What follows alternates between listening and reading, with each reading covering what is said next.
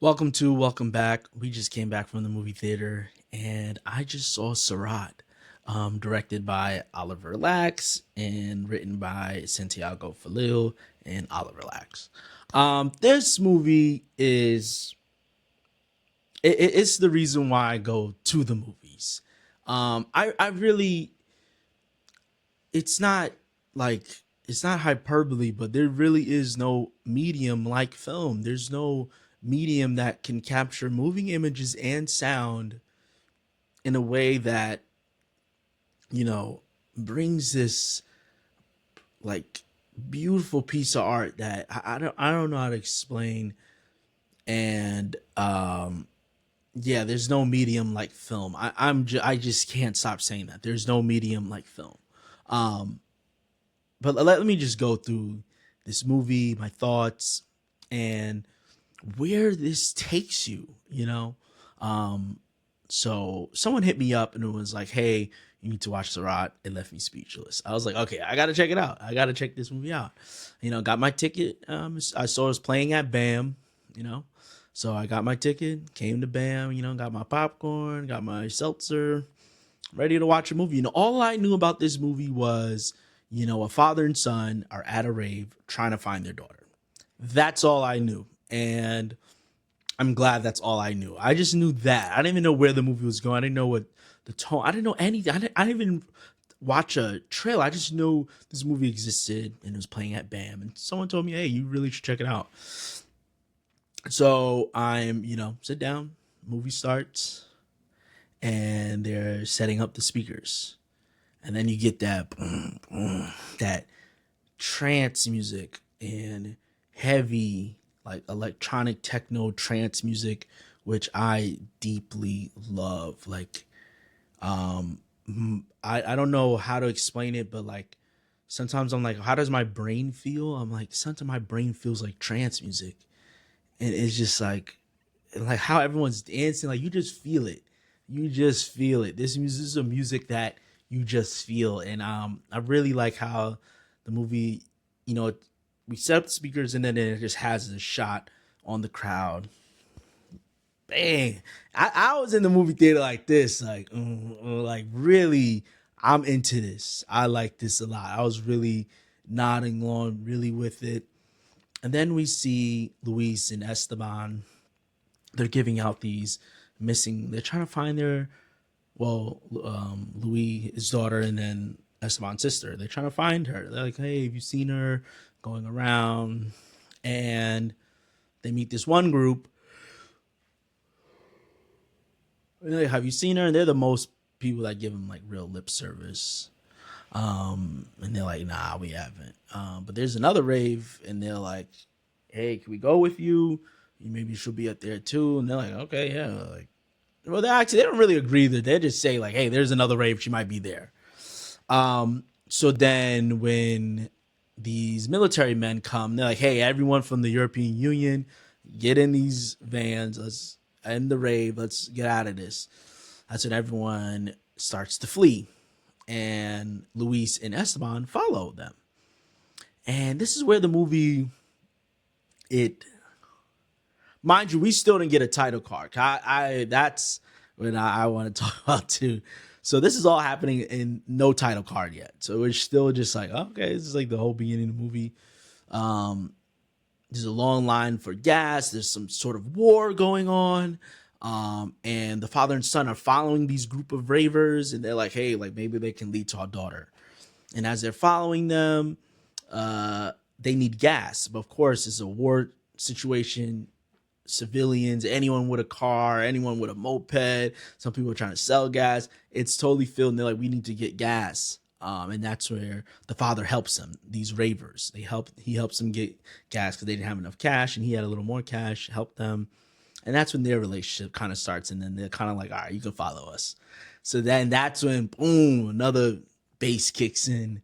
Then we get that title card. And I literally was smiling. It was like, all right, this is like the coolest title card. Like, and I always love when two interests or more than one interest, I'm not just two, like more than one interest converge on a film. And I'm a person that really enjoys electronic music, trance music. I do enjoy it. I do enjoy heavy techno sometimes. And to have that title card, it really does. It felt good. It brought a smile to my face. It really did bring a smile to my face. Um, so they're driving, we get that. And, as they're driving, you start to realize, all right, this road is going to get tough. And he just kind of has like a pretty old minivan. And he tells him, like, hey, man, like, this is not going to make it. You won't be able to get through this. Like, look at your car. Like, they have big, huge, like these huge trucks. Like, imagine a safari truck, but like bigger and looks like an RV low key, but it's also like a safari truck. So it really takes some like heavy roads. It made me think of when me and my fiance went to Aruba, and there were certain roads where they're like, we had like a sedan car, and they're like, do not take these cars on the road. Now, that's when I was like, nah, that's really scary to bring a car that's like can't take those heavy rocky roads. It's not safe. But they still do it. And the ravers are starting to like help them. First, they're kind of cold to them because they're just like, oh my, like, why is this guy following us? They rip his bumper off so he can like get through the road more. And that's when, as it goes, as they go to their pit stops, they start become more closer with each other. And also at the same time, we start to understand both sides. Of course, the father and son, they're obviously not well versed in who are ravers.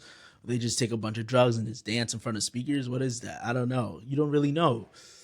And that's why I think that's why film is so special too, because you can bring a culture that's totally not in the mainstream. You can bring it, and by filming that and having a reverence for it, you can tell like, and they didn't treat them like, oh, they're just druggies, they don't know anything. Like, no, these are people that chose each other, they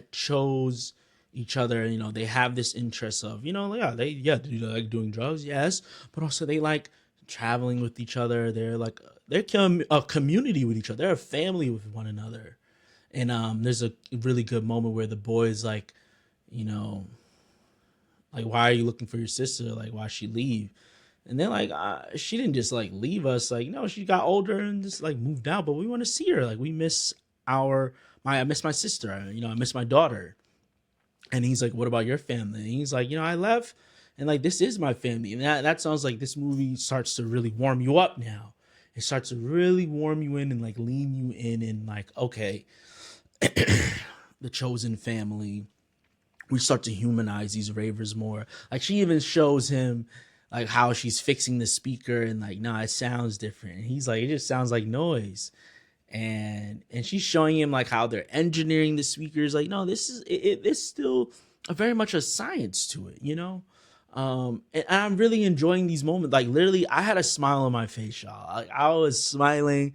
I was like, okay, I'm really starting to like this because I feel like, obviously, like, people just think ravers are just druggies, and it's like, nah, it's more than that. Like, this music is low key spiritual. Like, not even low key, it's high key spiritual. It's very spiritual. It does something to you, even if you're not on drugs. Like, I don't take heavy drugs, but still, like, that music, it does something to me. And I feel like this movie really does humanize them and show like, like, they found their niche, they found their community, they found their interest, and that's what they're building it around. And I really respect that. And the movie, you can see the father and son start to see, like, even the son, like, when they're doing the antics on the truck, like, they're just having fun with each other. Like, first of all, how they shot this movie, man, I don't know, who are the drivers? This is tough. It's a really scary thing because, like, they're in the desert. It's heavy. Like, the roads are really rocky, kind of bumpy. And the guy's in the middle of the two vans, like, truck things. And the son is looking. He's like, they're so cool. Like, he's starting to get wrapped up into this, these ravers. He's starting to really get wrapped up into them. And then another scene, like, they cornrowed his hair and style it for him. That's the same. Like, we're starting to really...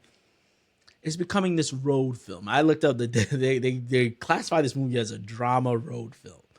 I think it's much more than that. I think it's like a drama thriller road film. Like, that's really what it is.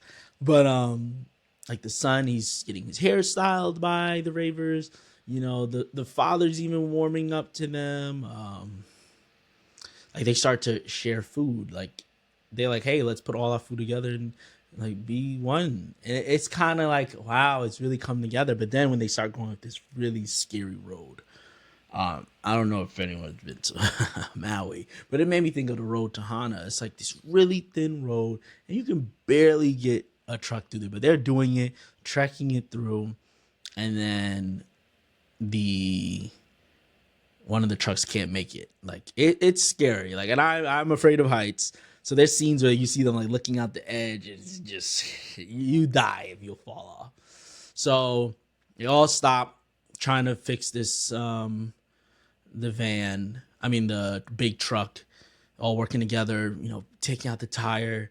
And then we see the little boy and his dog like playing with a ball, but like a little too close to the edge. And like if you're a parent, an educator, if you're someone around kids a lot, when you see a kid, like I worked at a pool, and like if they were too close to the edge or running on deck, like doing anything where you're just like, hey, that can end really bad. Like, I need you to stop. And the dad was like, hey, not too close to the edge. So the son goes in the car. He's still a little rowdy, playing with his dog. And as they finally get the truck that's fixed, that's when we see the son. He's in the car in the dad's minivan, and it starts backing up into that off the cliff. And everyone was like, oh, like literally, I was like slouching in my chair, relaxing, and just like, I was really like, oh, this is a road movie. Okay, I guess like we're going to the next rave. Like I felt like them. And that moment happens. The car is rolling off the cliff. The dog and the boy are in there. And he's yelling, press the handbrake, press the handbrake. Esteban, press the handbrake. And it goes off the cliff, crash. Hard scene. Very hard scene to watch. Like everyone in the crowd's like, oh, like I had to, boom. That's the first I sat up. I was slouching in my chair. I sat up, and it was just like, whoa, what just happened? What just happened? And I was saying, like, they kind of foreshadow, like, you think the van would be the issue. And it was like, the dad's car, they should have put that handbrake on. It wasn't on, and he just rolled off the cliff, and he died. And one of the guys looked, and he was like, oh, he saw, and they made sure the father didn't see, like, you don't want to see like he's absolutely crushed.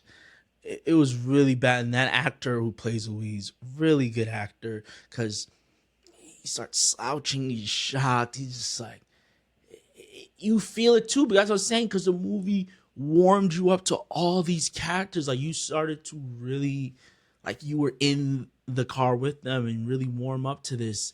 And he's just, it's hard. It is really, really hurt. Like it hurts. That was a lot to watch. And like I remember I didn't recover. I was like, oh my God. Like I was really sat up and like, what? And then they're trying to find help.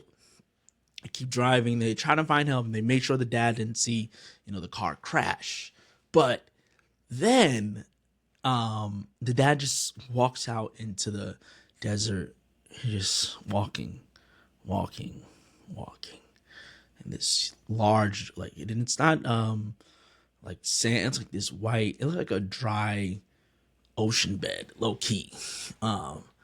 And there's a point where it gets to night and it's a heavy windstorm, so sand blowing. He's just laying down in the sand, and I was telling my fiance, you know what, that moment for me felt like when you lose a loved one. And when I lost my mother, I thought about, like, that's how it felt. It felt like you just wanted to walk into the abyss. And then when you couldn't walk, when you just lay there, things are just blowing over. And that's how the world felt. Like you're in this storm and you're just laying there and you can't feel. It's really tough. In that shot, I started to water a little. I was like, whoa. This is really, really, really tough. But they find him because he like walks deep into the desert. Like, where did Louise go? Find him, and they try to give him some drink of water, and he says a line, "There's nothing but dust." That really hurt, because like we got to, and then there's even a scene where the son and father are like, he was like, you were snoring last night. And they really they had a real love between them, and then we started to see love between the ravers and the father and son. Like we really started to get really connected, and they yank it from you. That was really hard. When he says that line, there's nothing but dust. I was tough for me, y'all. That was really tough. And then that's when, he gets back in the van with the ravers and they all fall asleep. And like there, it's like, I think, how many people? 6 people in a van in the back, crunched together tight, like they look like hippies, like how you would think hippies would sleep. The father wakes up and first he's like kind of like, oh, what am I doing? Then he's like, nah, like, and you kind of feel that like this is my chosen family. He goes back to sleep. And then they keep driving and they find this another empty desert after getting off that large mountain. And they take a bunch of drugs, and the dad takes some drugs to set up the speakers. Boom, boom, boom. Music's back. And this is where, I sat back again and I'm bouncing my head. And I don't know how to describe it. Like trance music, it really does put you in a trance. Like no funny shit. Like it puts you into a trance. And that's what I was saying when they were taking the drugs. And I know they took heavy drugs, but even without it, like you still, like how they're dancing, how they're moving, because they just lost Esteban. Like, and that's what I was saying. Like this movie converges on 2 things that it touches on. That when you lose someone, like I don't know how to explain it. It's really tough. And I'm not gonna lie, trance music, jungle music, like heavy electronic music, it feels good to just dance. And that constant beat, it feels good. And like they're doing, even the dad, he starts like opening his hands and like he starts to feel it. He starts to feel what this rave is. And maybe even feel like closer to his daughter, feel closer to his son, like what this is. And like he even starts to move a little. And then one of our characters, one of the ravers, she's like, turn it up, blow it up, boom. Oh, I jump again. And I was like, oh, like that was like, and then you oh shit, like they're on a minefield. And the woman who blew up, her partner, and then he's running towards like, oh no, running towards a, oh, he blows up. I'm immediately sad. I'm like, they're in a minefield. What is this? And then it made me think of how underutilized minefields are and how scary that is. Of you don't know what if the next step is a step to your death. And I think this is where the movie's trying to get a metaphor in. Maybe I'm a little off, but this and it gets scary.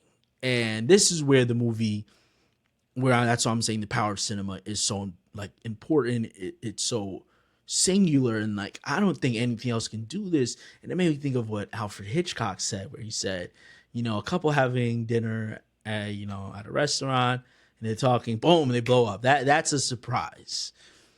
And then knowing another scenario where the audience know there's a bomb under the table, and then this couple just talking, that's suspense. And this movie does both. Like, that's insane. This movie does the surprise and suspense. And I got a hats off to that. I got a really hats off. Because then once they're in the minefield, and now you're like, okay, 2 people are dead. The son died in the car accident. We have 4 people left. The dad and then 3 ravers. They try to use one truck to push it and like just have it on the gas and see where it goes and follow its track. What happened? Boom! Truck blows up. And you're like, okay, they're really in some minefield. They just came here to party and it's a minefield. And then they tried again with the second truck. Mind, this is their last truck because the one car the son died in. First van truck blows up in their minefield. Now they got one more. They're gonna try again, and then they do it, and then it kind of like half rolls over one mine. So boom, it kind of veers off because they're like, if we get to the rocks, there's no mines on rocks from where they are in the desert area. And boom, that one blows up too. So then it's like, okay, we're gonna follow the truck tracks to how close we can get to the rocks. And then that's when they're just standing there, like sitting there, and they're like, because nothing you can do. You're in a minefield. So they're like, a little water left, and they're like, well, what are we gonna do? And that's when Luis just gets up, not thinking about it, just walks to the rocks. Boom, just walks. Keeps walking, doesn't stop. Keep walking, doesn't stop. Keep walking. And this scene, I was literally like half eyes closed. I'm saying this is now the suspense is really turning. Cause like, oh my God, Louis, no, like you didn't find your daughter. You watched your son die. I can't let him die. Boom, Louis makes it to the rock, and it's all good. It's like, okay. You can breathe a little. Then the next day I was like, okay, I'm gonna do it too. Walks, bang, blows up, and you're like, oh my God, this movie. They say kill your darlings. Like you got to be tough on your characters. This movie's very tough on its characters. And then there's two people left, and they're like, Louis, how did you do it? He was like, I didn't think about it. Just go. And then they close their eyes and just walk.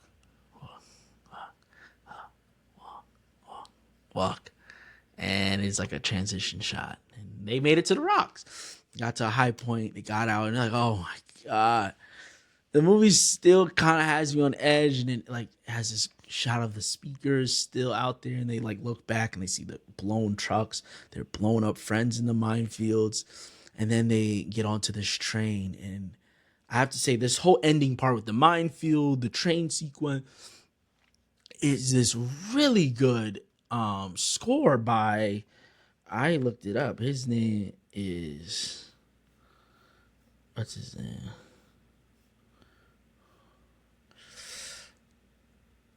Kang Ning Ray.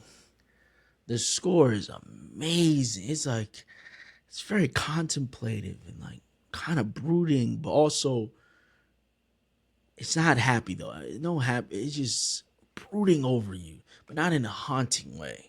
Like an electronic way. I don't know how to explain it. It was one of the scores where I had to play it when the movie, I had to keep listening to it. I was like, I'm still in the movie. Like I'm still very much in the theater, in my seat, still watching the movie. Anyways, they're on the train, the people on the train, and we get shots of everyone. They made it, and the movie ends, and you're just like, what was it? It was, and I think that's so cool. Like I don't know how many movies actually do this, but to have a surprise and the suspense. I'm giving this movie 5 stars. This is probably one of the best movies I've seen in theaters in a while. I've been really blown away. 2025 really is a special year in film. I have to say that. 2025, there's some really great films out there that I really enjoyed. I really liked it. And there's no medium like film. Sirāt, I will never forget this. And I was telling my fiance, if I ever get a home theater and like get the whole subwoofer surround sound setup, I know what movie I'm playing first. I know what movie I'm playing first. It's Sirāt. This movie, I won't forget that. I will not forget I was at BAM, Brooklyn Academy of Music, Rose Cinemas, and I was there just totally stuck to my seat when that movie ended. Wow.